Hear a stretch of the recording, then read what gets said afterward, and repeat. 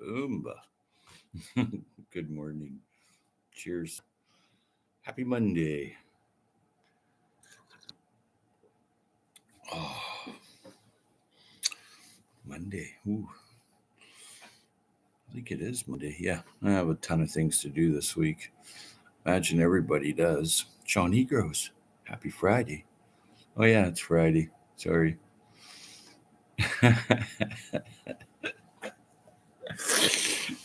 Just seeing if everybody's as awake as I am.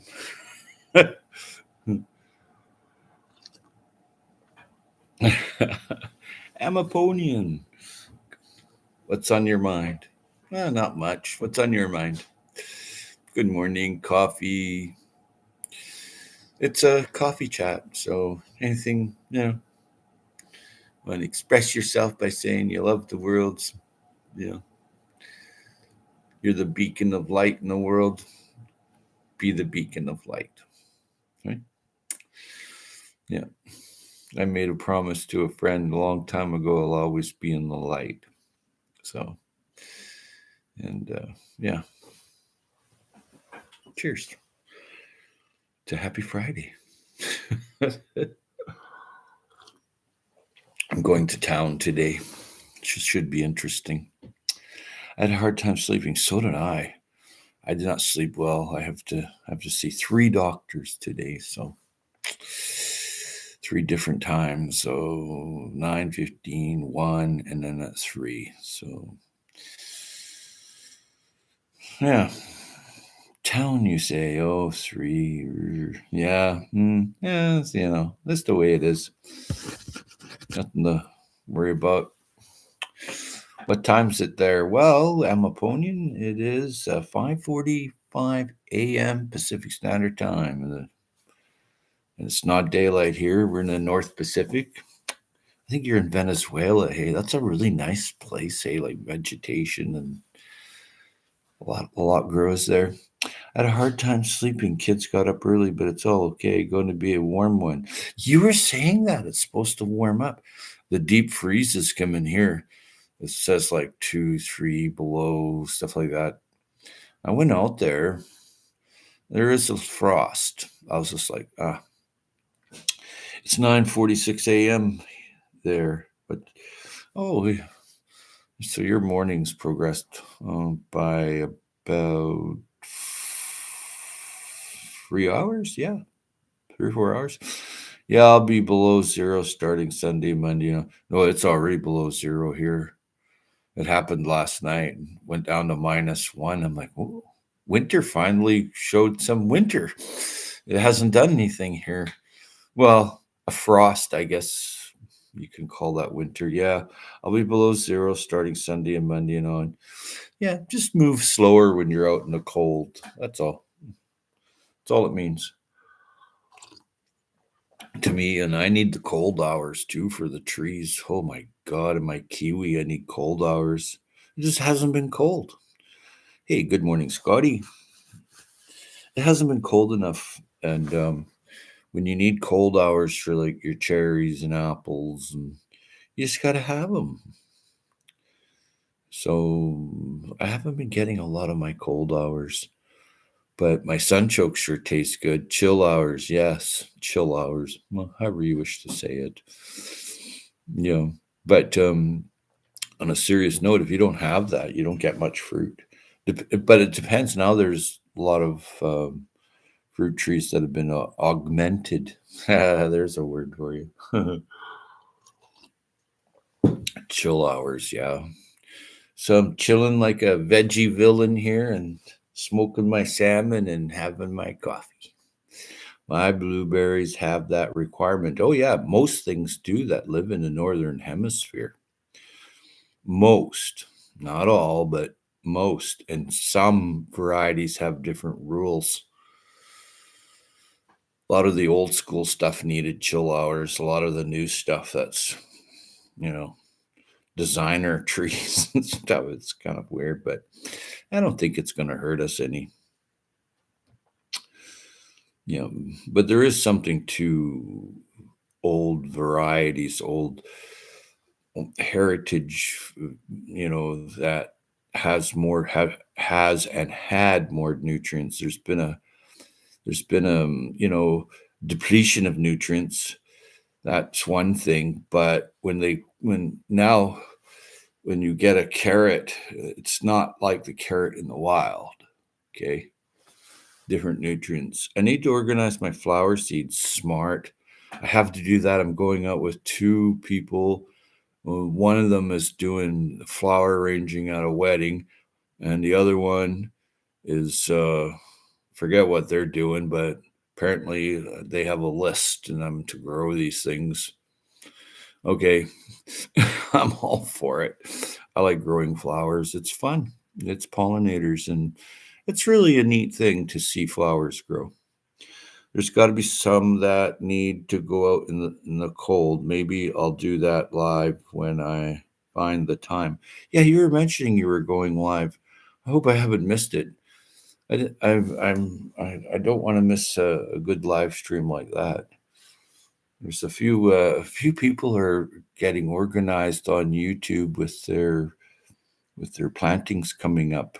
I saw it. I was just like, oh, some people are really gung ho about it, and I'm like, well, you're growing too much, and that's the biggest thing. People try to grow too much.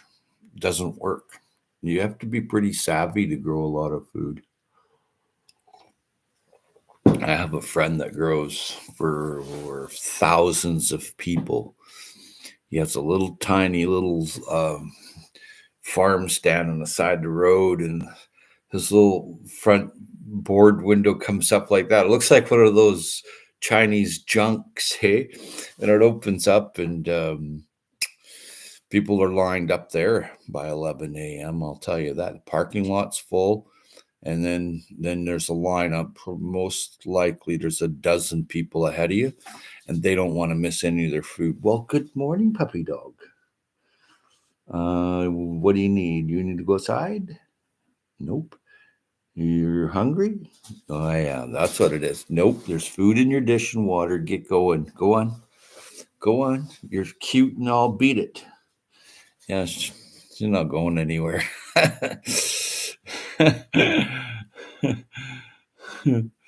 Yeah, pretty cute. Thanks for all the thumbs up. That's awfully nice of you. Yeah, do go when you go live, organize your flower seeds. So, like a lot of flowers that I grow, I eat. I like my roses. I like to eat my roses in salads. I'm really big on salads for about 3 months, and then it's just like, well, here I've got to make this salad. But they taste really good in the beginning of spring. After that, it's kind of I have to chop them up with scissors first before I eat them. Nope, didn't miss it. I'd like to go live for flower sorting for speaking about brainstorming how to plan it out, as well as biodynamic farming, permaculture, sustainable differences. Well, growing flowers is a whole field in itself. Dried flowers is a whole field in itself. Ikebana flower arranging is a whole field in itself. When you start looking at flowers, you know, I like echinacea. That's really cool. That's a cool flower. Really nice cut flower too. And that's the big thing, if you're going to grow flowers, they're worth money, hey? So you grow ones that are like that last a long time. So that information is generally not on the package, but sometimes it is. So take what you can get from it. But biodynamic farming, you're farming what does really good in your locale. When you're doing that, you're doing something that you're going to utilize. Like flowers are worth money, and it's worth it. You that what happens here is they start off with tulips. That's the first thing you get: daffs and tulips, and they last a long time, and they're worth a good bit of money too. By the end of everything, you're into dahlias and gladiolas because they take a long time to present themselves.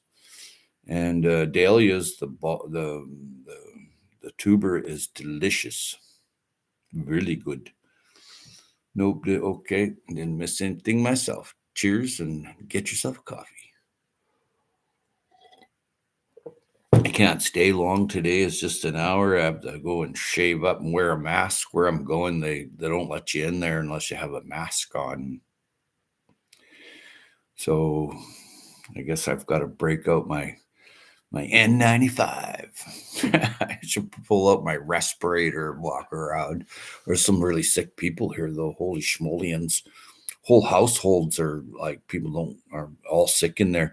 The one lady that wasn't sick in this house, there's like a lot of people in it. She was a vegan.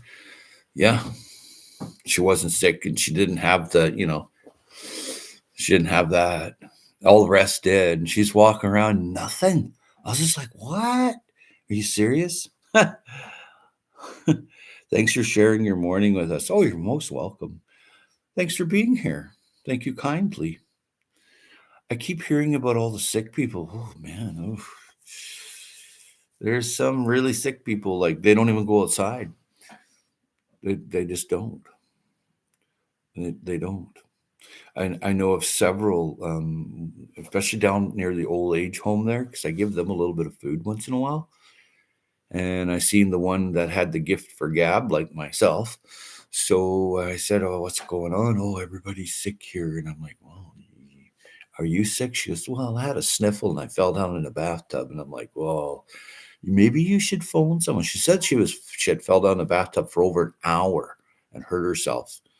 I said, "Well, what you do is you phone someone and say, hey, if I don't call you in 20 minutes, I've fallen down in the bathtub." You're smarter than bathtub water, right? And she got a good kick out of that. I've known her for 20 years. And yeah, there's a lot of sick people here. And when you go out and about, you see everybody's got a mask. Oh, not everybody. I shouldn't have such hype. Quite a few have a mask on. And there has been in Vancouver General, a very young person that had the avian flu transfer. So, and they let that young person out and about. I know whole families from India. The whole family's sick. The whole family. I bumped into them at a big box store a little while ago, and I'm like, "Where's all your?" Oh, they're all sick. I'm like, "Well, what happened?" "Oh, we went to India, and then we came back." And I'm like, "Well," so I'm slowly reaching into my pocket. I pull out and I put my mask on. She goes, "But I'm not sick." I'm like, "Well, that's okay." I said, "You could be a carrier." Yeah, you have to, govern accordingly. I keep hearing about the sick people. Well, you try to, a little while ago, I had to go to the hospital with a friend and just chaperone a friend there.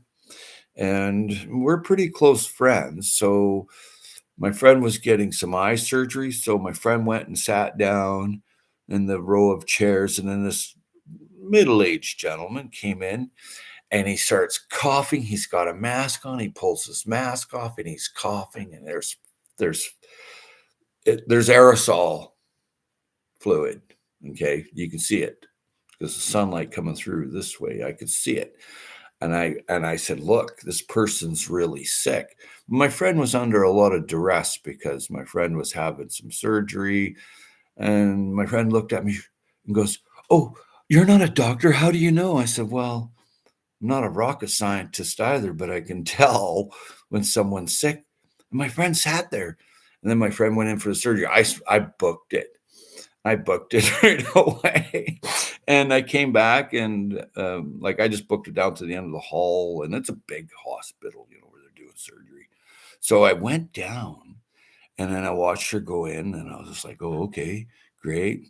And so then I went back there and this one lady, she goes, this one lady that was sitting there that didn't even know me, she goes, "You did the right thing." I'm like, "Well, I try." And she goes, "No, your friend wasn't understanding." I said, "Well, my friend has a lot of stress. She got stress with her kid. She's got stress with her life, and now she's going into surgery. So I understand if you can have a snappy little moment. I mean, I'm not going to snap back at you. I'm not a snapping turtle because I can outrun snapping turtles. But you got to understand the way people are, right? So understanding your people around you is really a big thing. It's as simple as that. So anyway, my friend comes back out from the surgery, and I chaperone my friend home and whatnot. 6 weeks she was sick because my friend sat there, no mask. I booked it, right? Because I know that viruses can travel up to 100 feet in an aerosol. I'm not no genius, but I know how much 100 feet is. Hey, Dr. Paula Ruffin, welcome, welcome, welcome. Good morning. Just having a general chit chat and a coffee, and it's Friday. Yeah, Friday morning. There's a lesson there for your friend. Well, my friend came back a few days later and apologized for what she had said to me, and I accepted the apology. I didn't need one anyway because I knew she was under a lot of stress and she would think about it later. A lot of times people think about stuff later. I had no idea dahlias were edible. Oh yeah, oh yeah, oh yeah. Dahlias are delicious. Now that's the tuber, right? There's a little tuber there. It looks like a potato. Right? That's you just bake it. It's delicious. Yeah. But don't bake too many. You need them. And where you are, you have to bring your dahlias inside. Same with your gladiolas. A lot of bulbs and tubers you have to bring inside because they're from down south. Yes, lots of people sick here too. Yeah, there's different levels of sickness here. Some people just are walking zombies and runny nose. I see them on the street out here, and I'm kind of going around them like this, and I know them, but I can't talk to them. And then some people are really smart, and they're like, "Oh, we're really sick over here," and they're on the other side of the street because everybody here is like a little village, so you know everybody, and so the cool heads are like, "Yeah, I've got a cold, or I've got a flu, or I've got the whatever." I'm like, "Oh, okay." So yeah, if you're going to sit there in the subway and touch everything and then touch your mouth, touch your nose, or use the public toilet, and you're not washing your hands or even going in the public toilet, that's you know anything that's gone aerosol. And what that means is, you spray can, it goes, psh, that's aerosol, right? That's the same as you. And that can travel up to 100 feet from what I've been told by some very reliable sources. So I'm not really interested in. I have to govern accordingly and just book it out of wherever I am because I can't. I have some serious problems myself, so I don't need any more accumulative sickness or something. No. Uh, Hey, welcome, welcome, welcome. Oh, I love that channel. Dr. Paula Ruffin's here. Great channel. I'm going to go by and re-subscribe to some channels because I'm just not getting notifications. And I think if you watch a bunch of videos and leave a bunch of comments, it helps more. So yeah, I'm seeing a few masks here in Michigan. Yeah. Hey, you're up kind of early today. Oh yeah, it'd be about 9 o'clock where you are. You're not up early. Well, I guess that's early. Just having fun. But yeah, here you can't go to any they call them health authorities. You can't go to any health authority building without a mask. And you just won't. There's someone at every hospital entrance and exit. There's someone sitting there in a booth that lets you in and out. You scrub your hands, you put the mask on, and it's I think though if you're in your room and you're in the hospital, you can take your mask off, I believe. but they just introduced a few days ago some stringent rules that, oh no, there, Vay, you're sick. I feel like going back to bed. Wolf. I'm sorry to hear that. Yeah. Yeah, I'm seeing masks a lot. Some really high grade masks too. I've been seeing people have. It's not just those surgical masks. I noticed there was quite a few different ones like N95s and stuff, and over the surge mask. And mostly that's not going to protect you from getting something. What it is it protects you from giving something. But it sure feels good if you got to go through a bunch of sick people, right? If the mask isn't sealed when they hand it to you, then it's already contaminated. Yes, and I noticed that, and that's a good point, Vay. In the lineup at the hospital, and I've been going there a little bit more than I wish to, but that's where the doctors all are, and you got to kind of listen to them. So, and you're in the lineup, and they don't even have a mask yet, and they're all reaching into the box. I pull mine out; it's in a nice plastic wrap, sealed and sterile, and I put it on my nice N95. So today I've got a shave, so it fits really good. You want it to fit really good. But I see this Japanese girl, and she was at the sushi store, and she had goggles on, N95 mask on, gloves, and I'm like, I tried not to stare, but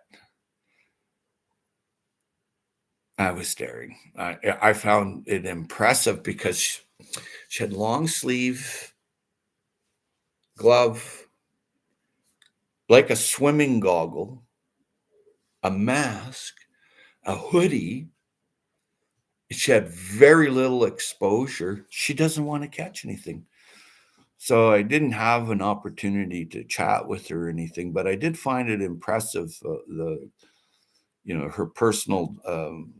uh, her personal gear was up to par, and she was smart. She was keeping her distance. She was there to get the sushi, and I don't tend to go to the sushi store a whole lot. I make my own.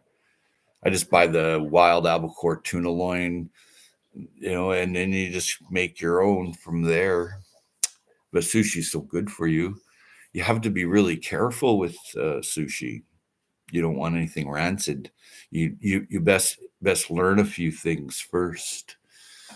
But yeah, I recently processed a lot of herring, a lot, and that's part of my soup base and broth. I just drop one of those pickled herring in there into my water, and then I drop my konjac noodles in, and yeah, and I'll add my ginger and my Japanese soy sauce. I buy straight from Japan. I don't buy other soy sauces. It's a very light one. It's not heavy, and it's for putting in at the very end. So I just make. I don't eat uh, so much in pasta anymore. Once in a while, I'll have Italian pasta, but rare. But I have konjac noodles, and I'll have yam noodles too. I have to really watch my blood sugar. It can spike heavily with pasta, like normal wheat pasta. And you can't control it. It's not a pleasant feeling because you all of a sudden you can feel neuropathy. Oh, I have a doggy over here doing something. I'll be right back.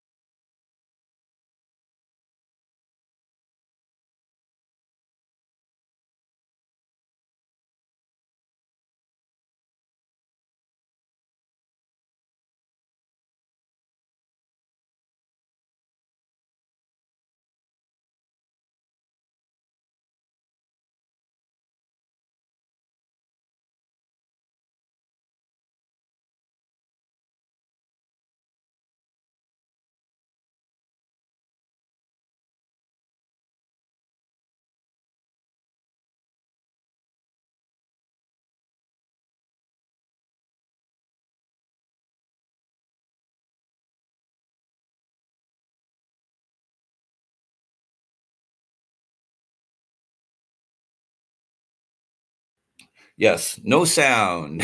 I was reading, Howie, why does your title say Monday coffee when today is Thursday? Today is Friday. And yeah, sorry, I'm being elusive or lucid.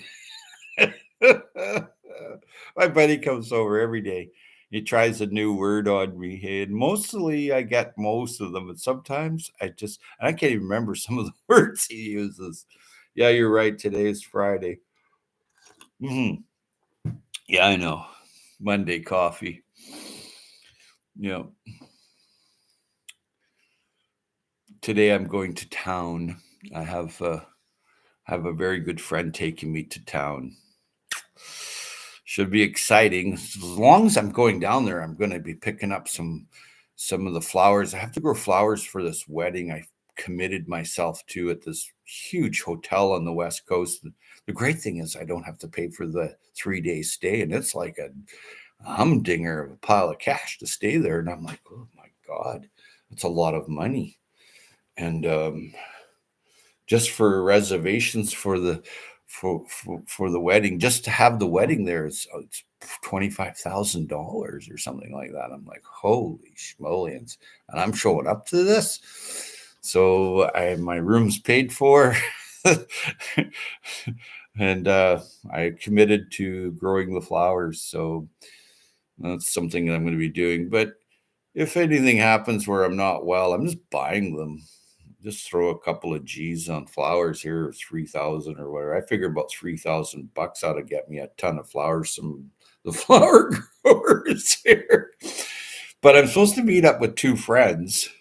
Well, one is a friend, the other one I kind of know in passing, and they've got it all figured out what they want. So they're doing the bulb thing because it's in mid-August, so you have to time everything for mid-August if that's the timeline. So basically that's dahlias and gladiolas and fritillaria, that kind of thing. It's not like the early ones like daffs and you want to take a flower that does well and and keeps its vigor. Yeah. So, yeah, listening while I feed Lucy made her wait since she didn't go potty. Yeah, you're right. Today is Friday. Yeah, yeah. Yeah, yeah. I think you were saying it was Thursday. I think the title of the coffee stream was Monday. And yeah. Well, good morning, Robbie Burns. Do you need to go outside? You want to go outside? You want to go outside? I inherited this little tiny min pin, Mr. Burns, Robbie Burns, and he's looking at the door, but he's looking at me, and I think he needs to go outside. So, yeah.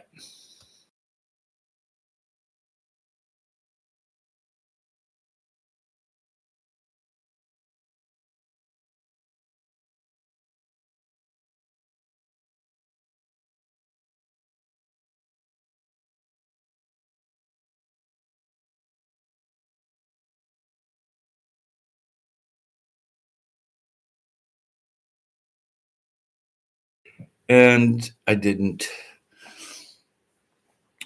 talk while it was muted. Thanks for all the thumbs up. It's very kind of you. But yeah, today I'm going to town. Got some appointments, and I'm going looking at bulbs. I'm doing roses too for the wedding. Apparently, red and white ones are required. I'm like, red and white? I like bright Tahitian colors, orangey yellows and stuff like that. White roses are okay, and so are red ones. But I like the dark black, like the Don Juans with the very tips of the flower petal, and it goes really black along there, and then it has a different color of like a midnight blue, and then it comes down to a kind of a dark red. I don't like your traditional. Here's your long stem rose. I like tea roses too. Tea roses. Yeah, that's always a good thing. Are you the only person here, Bay, or what? Yeah, looks like you love the exotic rose. Oh, I love all roses. I was looking at some miniatures from Denmark, miniature tiny little roses. I'm like, my God, I need to put my glasses on to see them. I think you're the only person here. Oh, it shows 4 watching. I don't have the thing over there. Yeah, 4 watching. I have a little magnifier there. It always helps. I'm listening. Good on you. I just think I am the only one that is chatty. Yeah, well, it's coffee time, so chat it up. Yeah, yeah. It's Friday morning. Hey, I have to do the compost this weekend, and I was thinking on going live for it. I have to make some more pathway soil bank, and it's my last one. It's my last. It's I'm done with getting. I just got another 50 pounds from the butcher, and it's been frozen. It's in the freezer, so I took it out, and now it's starting to thaw, and it's like all bones and fat and scrap meat, and that represents the animal that would have died on the land, and that's a massive vitamin B shot, and that's a big thing, is that vitamin B to make things fat, like fat apples, fat buds, fat anything. you want that vitamin B. And I'm taking a lot of vitamin D now, taking huge amounts, and I'm feeling better. I'm like, oh, and I'm really hammering back on my nutraceuticals as soon as I get up in the morning, and I'm feeling better. I'm like, yeah, that's the way to do it.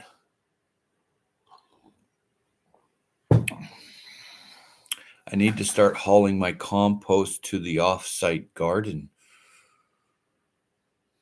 Okay. You have some pretty nice soil where you are, you know.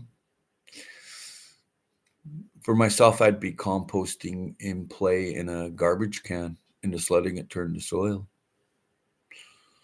But, you know, you have some really nice soil. Did I mention you have really nice soil? We're also taking more vitamin D in our house. So smart. It's so smart to take it with food. It's very smart. And my friend went and seen the doctor over in Vancouver, and the doctor prescribed this huge amount of vitamin D. I'm like, I never even heard of that much before. And he's like, oh, yeah, there's this. And it's like this, it's a prescription. I couldn't believe it. It's this huge horse pill. And I'm like, what the hell? Oops, sorry. I just don't want to leave the compost here if we move. Of course not. You take your soil with you. We use the tincture. Smart. Yeah, vitamin D requires vitamin K.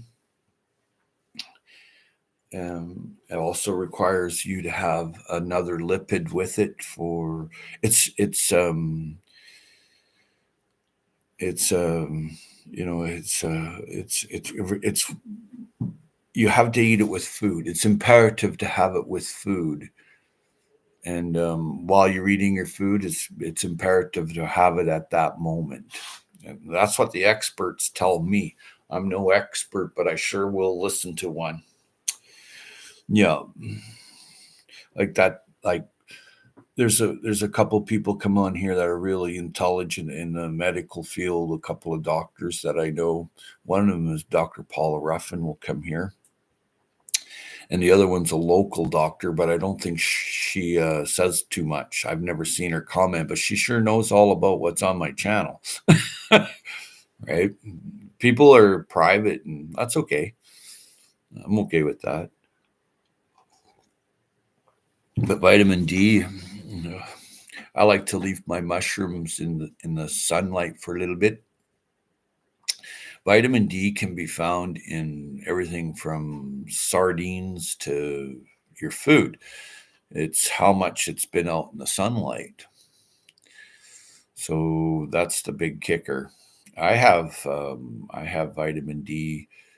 I take vitamin D with my marine lipid, so I'm taking it with oil, and then I'll eat some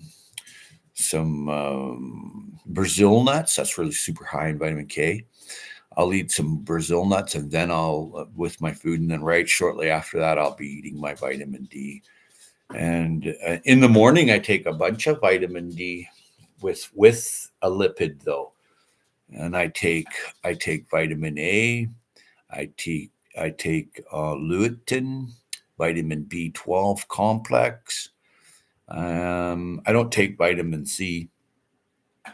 I'm constantly drinking a lemon in lemon water and eating green onions, and but I mean it's a good thing to do as your vitamins. You have a little better time than other people. You have a little better immunity. I'll take that. Uh, L-acetyl carnitine. I take that for my eye. I had a little bit of a kind of an eye stroke thing. I wasn't pleasant. I was just a little while ago. I wasn't pleasant at all. So I'm sorting that out today. Kind of left me small and head impairment or something, problems. But today is supposed to be a good day. It's sunny, so I'm going to head to town, do all my appointments. So what I did is I tried to, oh, hello, puppy dog. Hello, hello, hello. You want to say hello to everybody? No, she doesn't like to come up. Yeah. What? Now you're scratching me. Are you speaking? Can you speak? Speak. Come on, speak. Okay, go. She's pretty excited. Back. You're back. You forgot the C in back. You made coffee, I suspect. No, Mama. No. Go on. Go on, foodie. Go in your basket. She doesn't want to listen. She doesn't have to. That's the problem. Nothing wrong. Oh, she left. Oh. If I want her to go, I just say, "Oh, you need a bath?" Pew, gone. Or, "Oh, you need your nails trimmed?" Gone. Those are the two things she does not like. So if you want her to move along, you just say something that she doesn't like. It's kind of mean, but she took off right away, mentioning bath or nail trim. But one thing she likes to have her own special comb. It's a big comb with big, gaps in it. So she likes that. She likes her back combed. So I do that. She's a pretty good dog, very smart, can open any door. And then some people she don't like. She and female dogs, she'll run up and push them around. She's only like 3 pound dog, not even, and she'll run right up and to other females, and they get intimidated, and they're like backing off. This little tiny dog's like a honey badger, man. And then she'll calm down when I tell her no, you have to go back in the house. She doesn't want to go back in the house, so she'll calm down. One time I was in a boat and I was coming through the channel. It was pretty good waves. I mean, we'd go down in the bottom of the swell and you couldn't see land. Then when you come up to the top of the swell, then you could see land. And here she decided to just freak right out and not listen. She wouldn't sit. She was jumping all over the place. So I put a life jacket on a basket, and then I put her in the basket, and I said, if we sink, you're in the basket. Okay. It came close. We were overloaded too. So I had two dogs then, and my friend had a bigger dog. He had his big dog, and then we had two other people, two parties on the boat. It was a good sized boat. But I'll tell you, that little dog of mine, she was a little crapper, I'll tell you. Oh, she did not want to listen. She wanted to bark and terrorize, and I think it was because she was scared. She must be shy. Yep.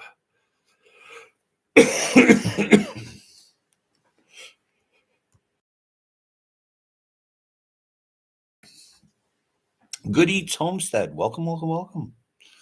Good to see you. Working and listening. Cheers. It's 6:24. But yeah, I was coming through that channel there, and it's a ripper going through there.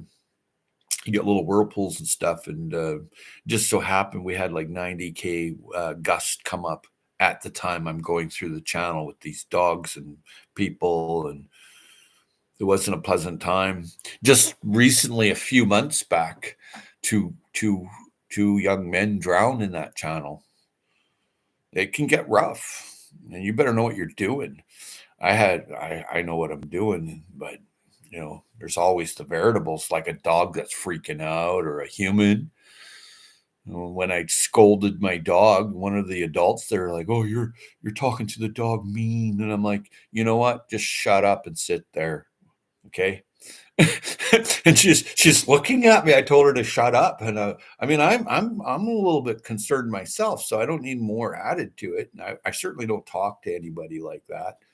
She did. She sat there, and then I apologized once we got out of the channel.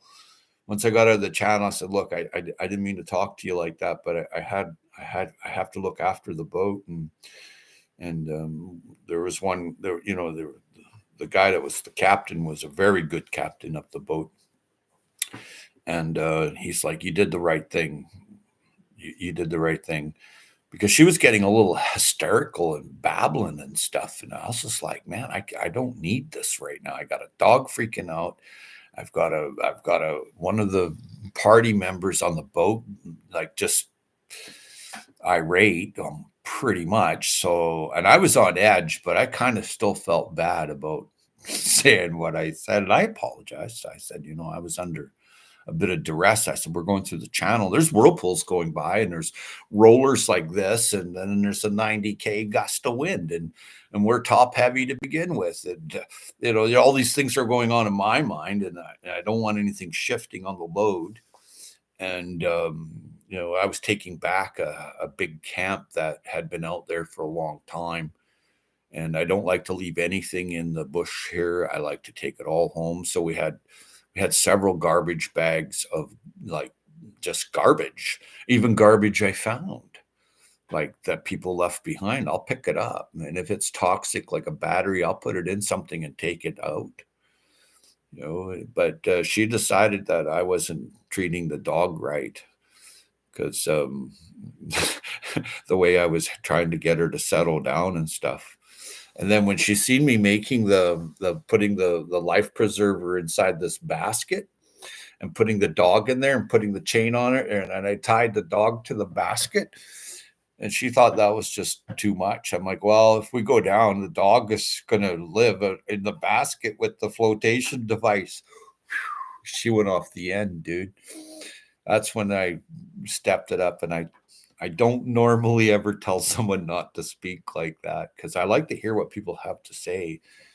So I did feel small bit later, but God, I could have done better. You always think later that you could do better. It's Yep, right on Monday already. Yeah, right. You got that too, hey?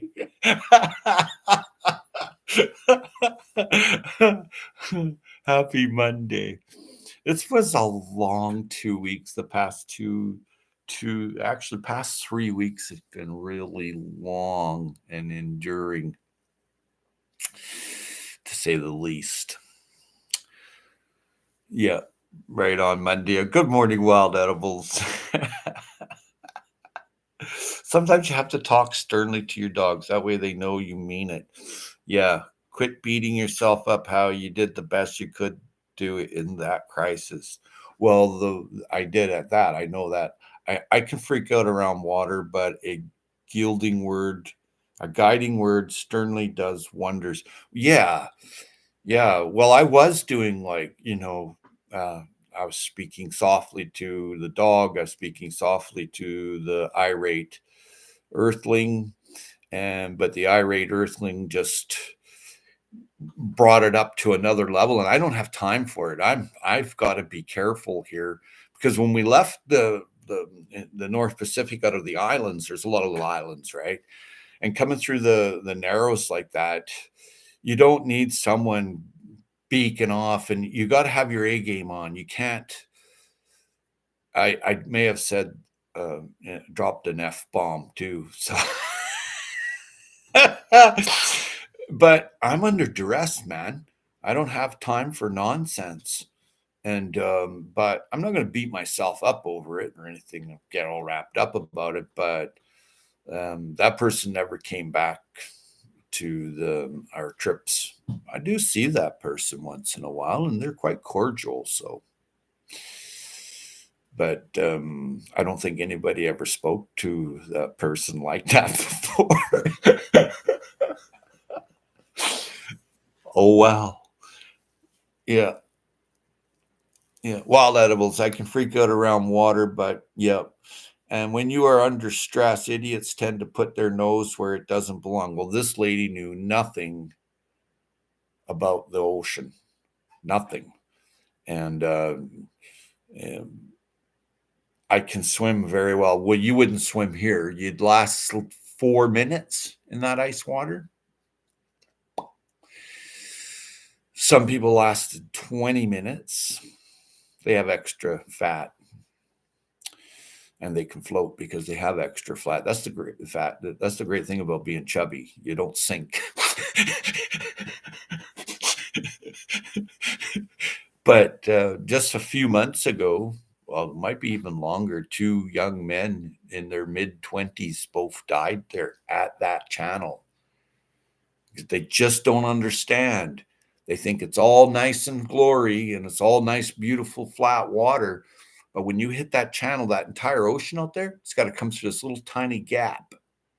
And unless you know what you're doing, they found their bodies down at Seattle. Okay. I'm a long ways from Seattle. Okay. But they were going from one island to Vancouver Island, and they were going through the channel. They never made their appointment, so then a giant search was made for them. And I seen the chopper, the SAR, search and rescue chopper, lots. I knew there was something up. I didn't know what, but you know, yeah. Yeah, you go in the water here, you're in some serious. You have to have a survival suit, okay, if you go in the water here. I don't plan on going in the water here because nothing good comes from it.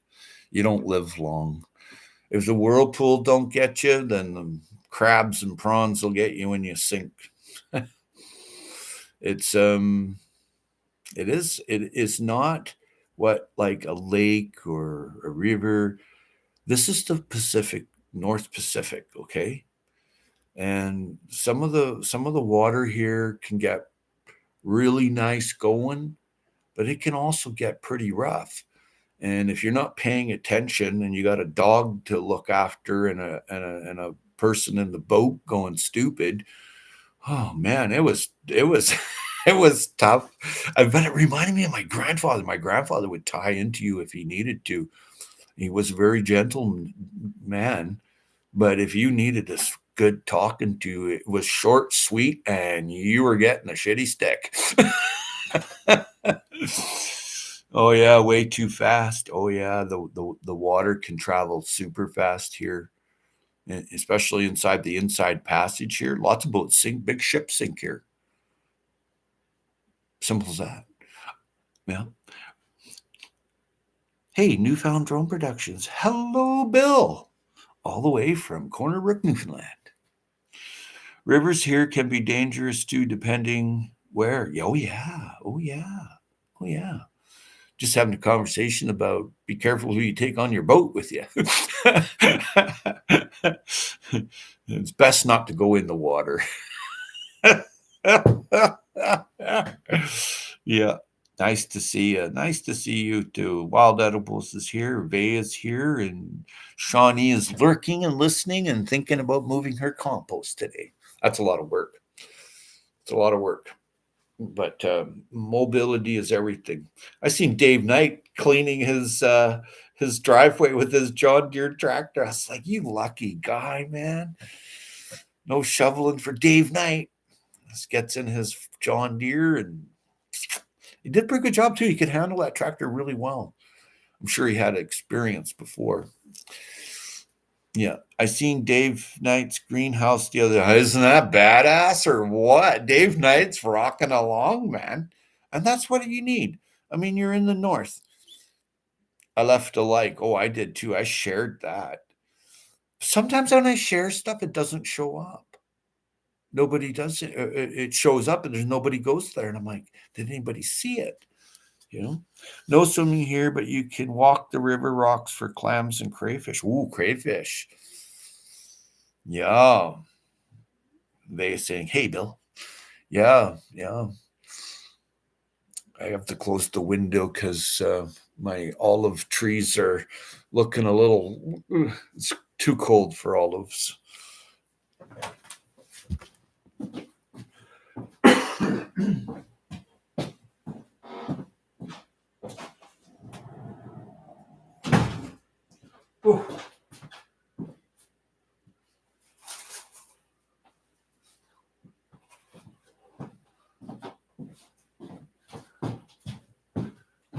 There you go, Bill. Check out this calamondin, Bill. Yep. Nice big leaves in a small container. It's a calamondin, Bill. Yeah. Yeah.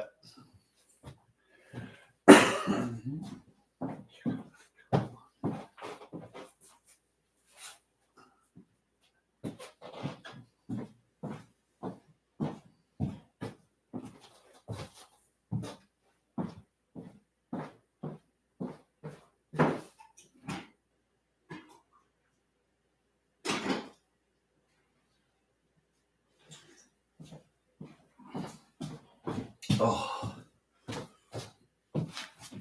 Oh. Arr. Shawnee Gross. Hi, nice to see you. Yep. Yeah, that's a calamondin. Oops. Can barely see you all there. Bill says, oh. Yeah, yeah, that's the trees you want. Yeah, the calamondin does really well inside. A little air current, and you're going to do really well. You're going to always have that vitamin C and that nice orange taste too. My favorite citrus is calamondin. Yeah, I thought you'd like that, Bill. I knew that. Yeah.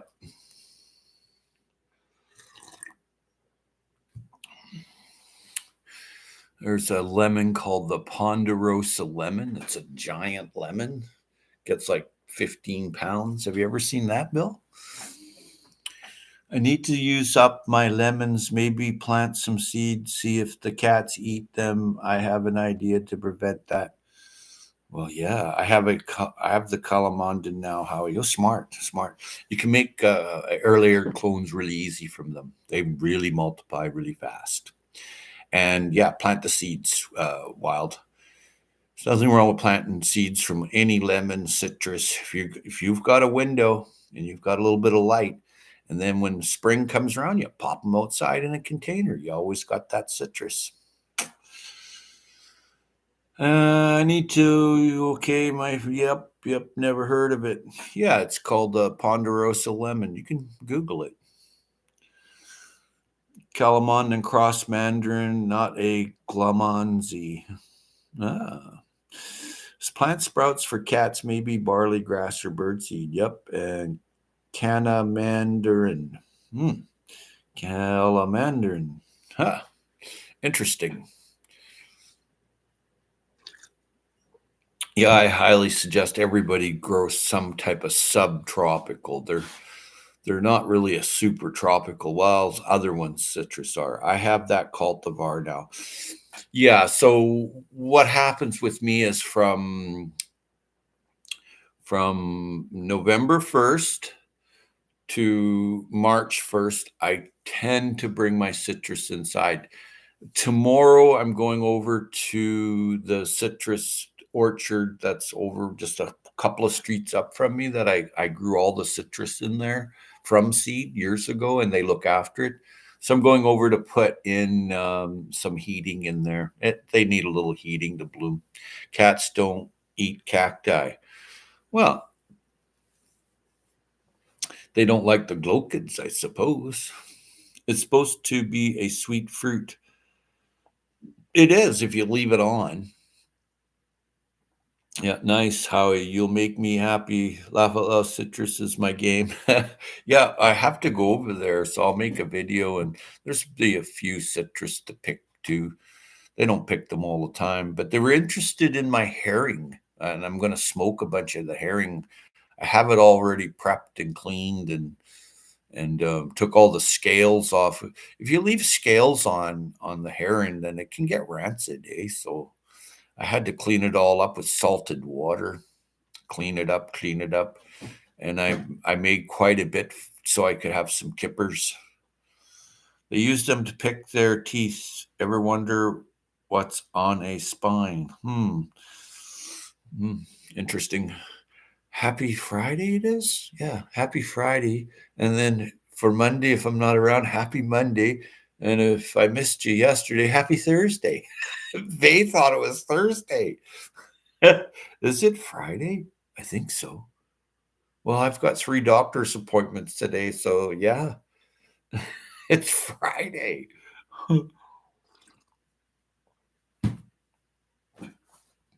I know it's hard to keep track of the days because it's winter time. Nobody keeps track of days in the winter time. It gets boring. I keep a track of the days in the spring, what I've got to plant, what I'm harvesting, what I'm eating, what I'm foraging, that kind of thing. That really. Oh, thanks for all the thumbs up. Wow, that's a lot of thumbs up. So hard to keep track of the days. Yeah, you got that right. It's it's hibernate in the winter. Brr. Yeah, I'm just getting frost last night, like a heavy frost where everything's covered. And I went, wow, it's January 17th. But I can walk down the road towards the ocean there. I'm like 2 minutes from the ocean, and there's stuff in bloom. There's daffodils this tall. I'm like, okay, that's not supposed to be till next month. Yeah, you don't like winter? Well, I don't mind a bit of snow. It's fun to make snow angels, snowmen, snow forts, go tobogganing. I haven't done that for a while. I get a hardcore winter too, like nothing to see a 10-foot tall snowbank. Now, easy, Bill. Easy. There's lots of 4-letter words there. Foot tall snowbank. Yeah. It's more like sunny day you do, snowy day you do, cold day you do, and so on. Yeah. Yeah. Um we haven't had any snow here, and we may have had 5 frost days over the past winter. Maybe. Definitely last night I went out this morning with I heard a noise out there, but it was the deer. I threw a few apples from when I go over my apple stash in the crispers. There was a couple that, are starting to dry up a little, and there was like a little spot on it. So I put them out there. Anyway, there was a big buck there. He hasn't lost his antlers. It's still on. I'm like, okay. Usually they fall off, but I guess he's not scrapping. I'm very surprised. Okay. What's going on here? Going to get really bad here in a couple days. I saw that Arctic blast, they're calling it. I'm like, but it's coming from the south. It's not coming from the north. I'm like, what? I'm very surprised. Mine's not tall and not near my food forest heads yet. Usually 10 feet in there by March, there's still time. Yeah. Well, the thing is, by February, as I get to the end of February, winter's over. It won't happen here. By March 1st, I'm putting my Valencia lemon back outside, and It's 12 foot tall and it's loaded. And so what I do is I put it out into the shade for a couple of weeks. It's a bit of a job. I need 3 guys to move this citrus tree, but, if you want your lemons and you want it to taste lemony, like, it doesn't taste like the lemon you buy at the store. No, it does not. I mean, I can smell it. I can put it on the table, walk outside, and I can still smell it when I come in because I did a little scratch. I can put any other lemons here on the counter that I buy, but now you can buy local lemons. Lots. There's lots of people that sell local lemons now and other citrus too. So that's pretty cool. 19 Fahrenheit here now. That's not very warm, Bill. My food, yep. Yeah, we'll have highs of 11 Celsius. Oh, that's not bad. That's okay. That's quite warm, 11 Celsius. Minus 11 Celsius. Okay, that sounds like more like it there, Vay. 100% Howie. Right now, it's 29 Fahrenheit here. Wow. It gets all the pushed into it. So the other's reason is they're on my property, not town allowance, because they use that as a bank. Yeah, yeah, snow accumulation. If you don't get it right away, you ain't gonna get it. Here we don't have any snow to speak of. Like a couple times we've had like a couple of feet of snow years ago, but this year I haven't had anything. And if it does snow, it won't stay very long.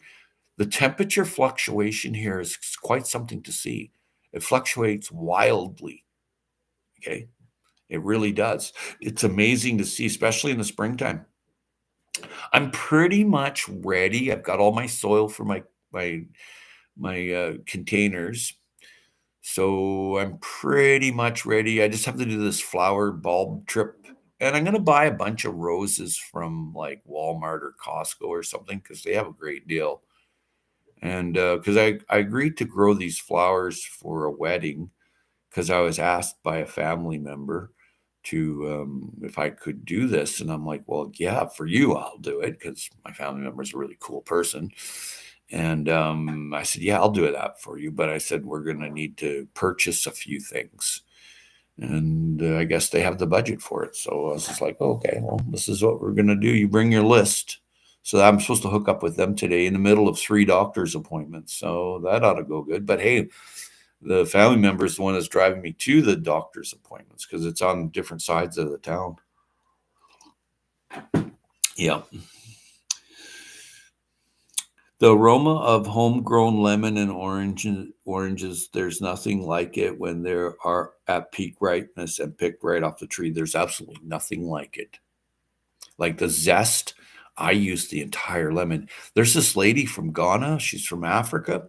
She comes here and she's like, how many? How many? I'm like, how many what? She goes, lemons do you have? How many? I'm like, I have lots. She goes, can I have one? I'm like, well, I guess so. Here you go. She loves them. She's like, this tastes just like lemons from Ghana. I'm like, yeah, okay, I've heard that before. One guy's like, yeah, this is just like from Lebanon. This one Lebanese guy that comes here. And he's like, this is just like Lebanon. I'm like, okay. He's like, you have figs, you have olives growing. He was just here recently and he sees my new olive trees and he's like, wow, how do you do it? And this other Greek guy too, he comes by and gets his load of figs, but he doesn't like to be videotaped or anything. He's kind of shy. He's an introvert. His son took his own life, so that was quite a few years ago. I knew his kid too, and it was rough on him, but he still loves to come here and get his figs. And then I showed him where figs grow wild. They're not indigenous or native, but I showed him where he can go and pick and keep an eye on it. Well, I go there myself. I'm like, hey, all the figs are gone. And then I remembered I showed the guy, right? Okay, next one. I know where there's lots in people's yards and backyards and on the boulevard. I know where there's ones along the ocean. And I even planted some on a desert island. So that was kind of cool. My buddy's like, what are you doing? I'm like, oh, I'm planting some trees. He's like, "Well, I see that, but aren't they gonna die?" And I'm like, "No, why?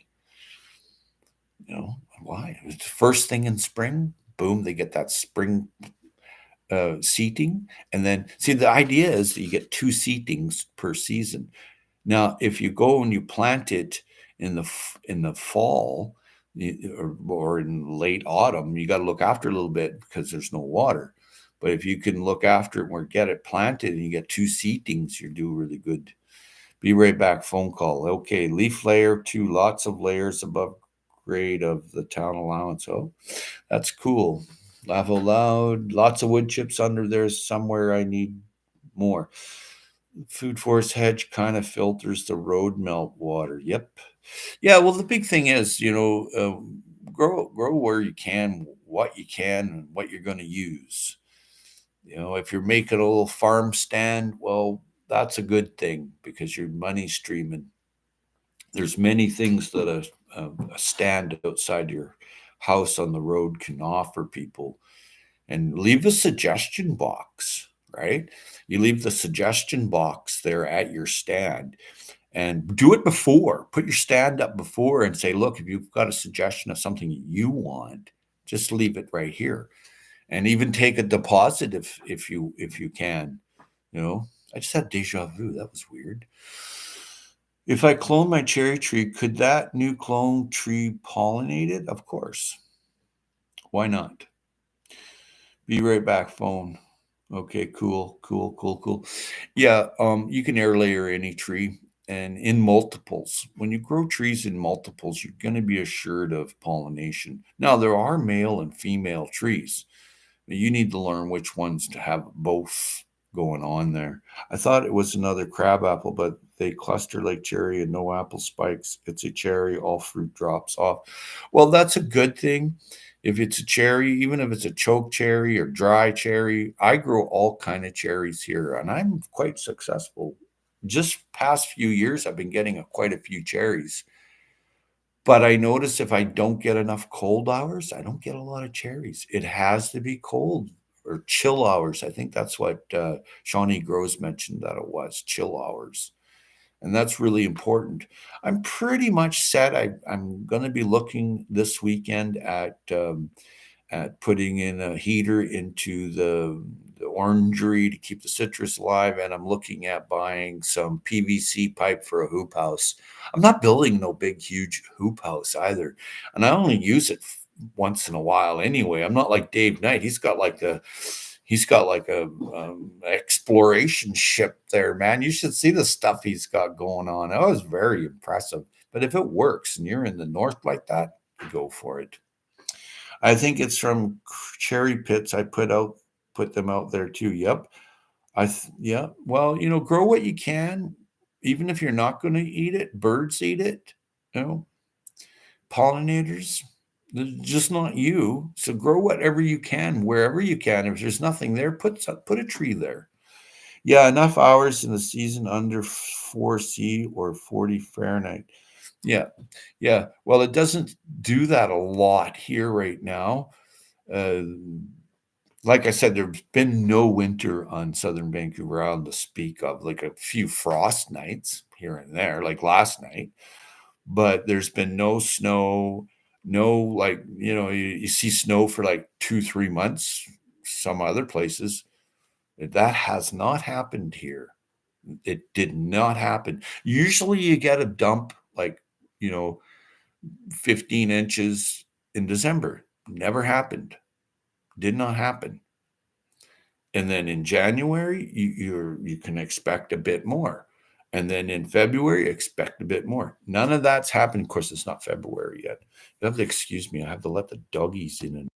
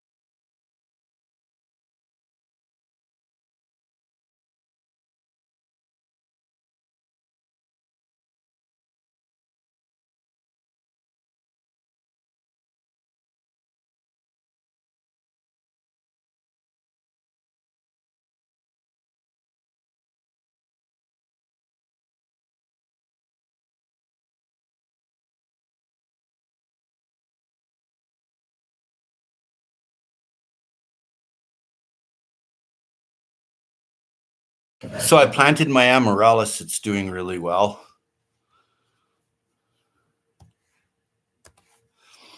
Yeah, if you want to poll, like do a poll of people in your area, what they want and what they could require, like a food box, and then you deliver it when it's in season, those food boxes, that can bring in an assured monies, right? Like you can put in there different parts of the season what you have for sale. But yeah, you do a polling, that's a really good way. Um, oh, okay. It hasn't pollinated. Okay. I think it okay. It hasn't pollinated itself, so I'm curious if it. Yes, yay! Enough. Yep. It's a huge tree, 10+ years old. I get enough chill hours. Nice. Can cherries get frost when it's in flower, or just after, and still get fruit, or would that make it fall off? Generally, they fall off but some will stay on. There's always some above where there's a bloom here and there's some blooms here. So it's kind of like a little shield. So these ones under here will make it. And, smudge pots help. There's ways to augment the temperature. I'm zone 3 something. Whew, that's pretty brutal. They don't, Shawnee grows okay, there's a dot. They don't mean consecutive hours, but combination hours. Yes. I'm in 6B. That's pretty cool too. I might need to cover it and see if that helps. Maybe trim it this winter. It needs to stay on my yard anyway. Right. Right. I don't do a lot of pruning where some people prune and they get lots of fruit. It's called a spalier or something like that. They train the tree. I don't do any of that. Now, I will prune, but I mean, I just prune the center out a little bit. I'll take off the dead, and that's it. Sometimes I don't do anything to my grapes for 2, 3 years, and then I'll give it a heavy pruning back. I will take leaves off my vine when I see the fruit set and start getting big. I'll take off all the leaves. And so the sun hits the fruit, makes it swell. Yes, even if it's a sheet you put over it. Yeah, you want to make a shield. Okay, so maybe they are pollinated but fall off or don't get enough bee action because it's cold. Well, the thing is, it's just not bees that are pollinators. There's ants, there's birds, there's a lot of ways in the wind. It's a belief that, oh, you got to have a bee. Well, yeah, that helps a great deal, especially if the bee has got to go up inside and do its pollination. But with cherry tree blooms that open right up like that, in Japan, there it's an actual job to get up on your ladder and with a feather, and they are the pollinator, the actual Japanese person. That's something, dude. That's interesting. Oh my, we're over an hour. I did prune before listening to a pro and know it ducked after that, so I don't prune no more. Well, I'll take dead off of a fruit tree, and if it gets too thick in the center, I'll take a little bit out, like especially lemon trees. They don't like it being all clogged up in the center. They like an air current. But other than that, I met this lady over on the west coast of Vancouver Island, and I'm looking at her trees. Like this was years and years ago, and it's loaded. Well, mine weren't. She's like, "Well, I don't prune," and I'm like, "Well, what? How does that work?" That doesn't, it goes against the grain because everybody says you have to prune. So she does do some pruning. Like if a branch dies, she was really good tree doctor. She was excellent. And the big thing was that she said it introduces, and it introduces problems. And if you want a job the rest of your life, prune your tree. Then you're going to be there every year for the rest of your life. That's not an option for me. I'm not going to sit there and prune an apple tree every year. When that apple tree, I've never pruned. I grew an apple tree from a seed, and it's loaded every year. And I never touch that with a pair of pruners. And it's loaded. And the trick that I found, because the apple all comes right by August 1st to August 15th, all the apples are ripe and they fall off. And I went, oh, okay, well, that's unacceptable. So 2 weeks before that, now I harvest. I'm smarter than an apple. I harvest them 2 weeks prior and I put them in the crisper and I'm still eating them. Whereas if I allowed it to ripen on the tree like that, then I wouldn't be eating them right now. They will just rot. This cherry needs to be pruned. I did have it formed as a small tree because it's right in front of the house. I wanted it a certain way. Well, that's up to you if you want a job. It actually matches what the neighbors across the road just had put in last few years, but you can't tell mine's way overgrown. Well, what's wrong with that? Nice and shady and cool. I think they would like to see mine nice again. Well, that's a fantasy right there. I let mine grow and I don't shape my trees much. I will, like, when if they're going over into this one neighbor I have. My neighbor's like a real jerk. He's an ass.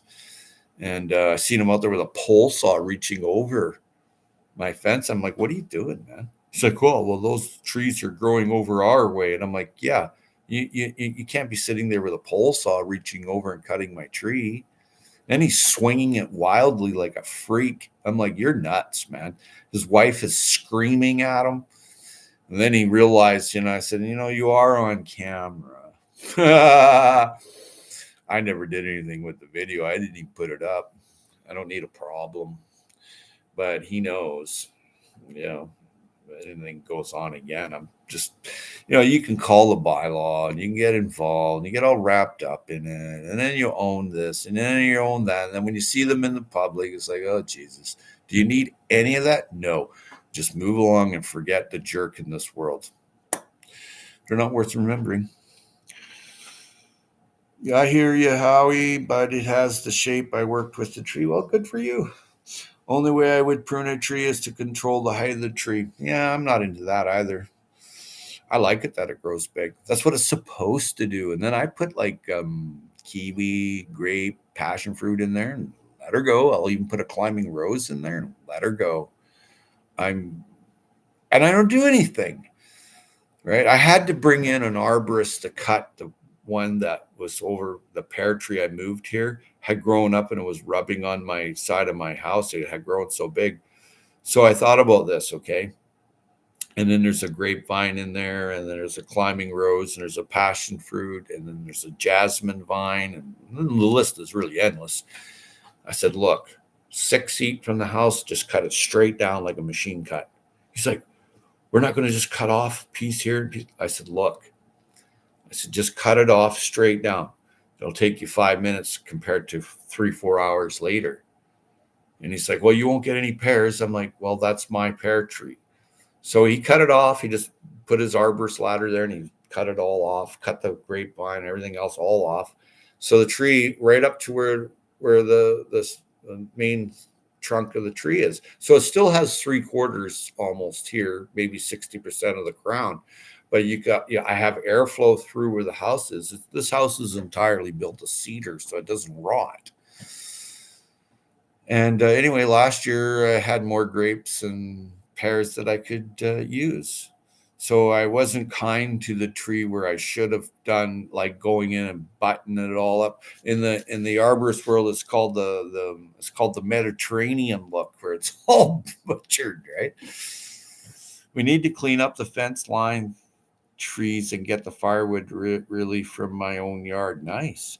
I'm very excited. I have trees to manage here now. This place only had a couple of trees. Nice. Oh, I shape it when young. Yes.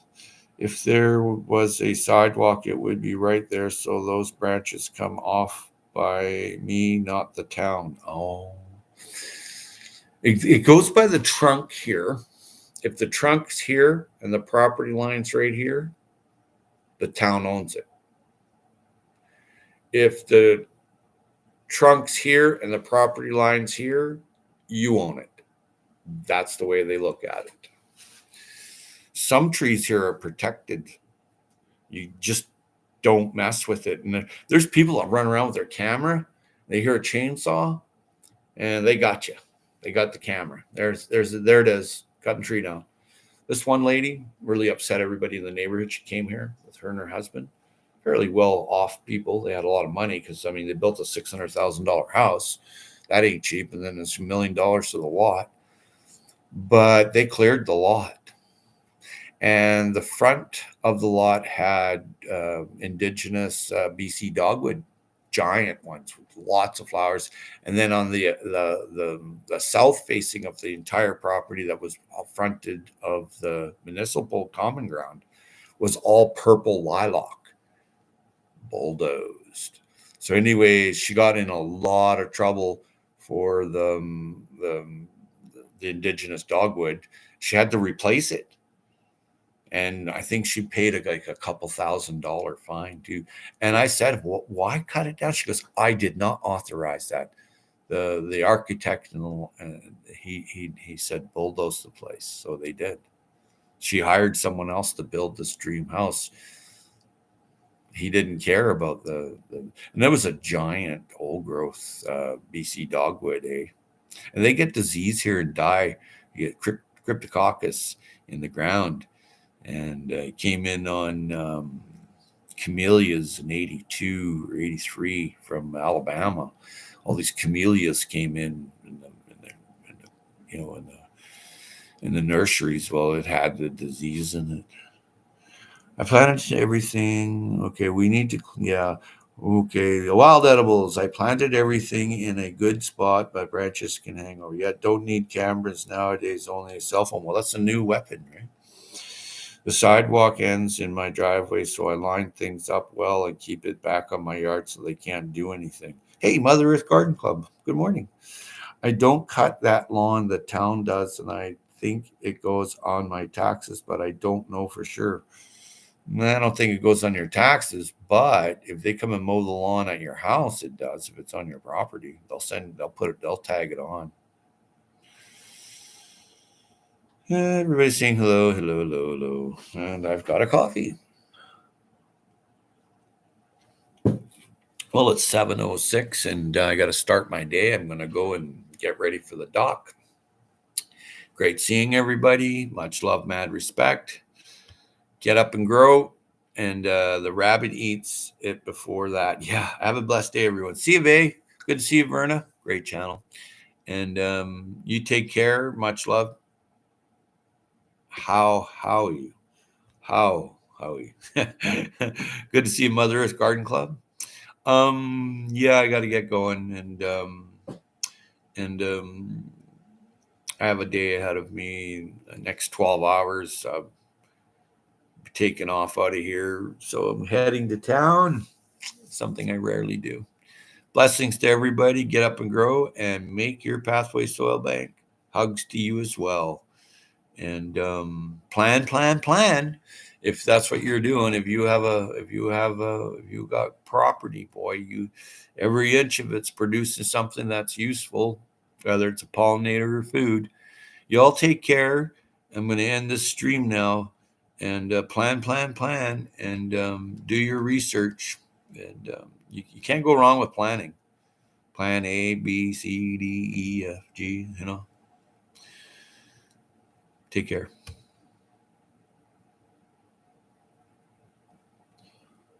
What do you mean you have snow? I have snow to walk out my plan. Oh, okay. I had to come back and read that.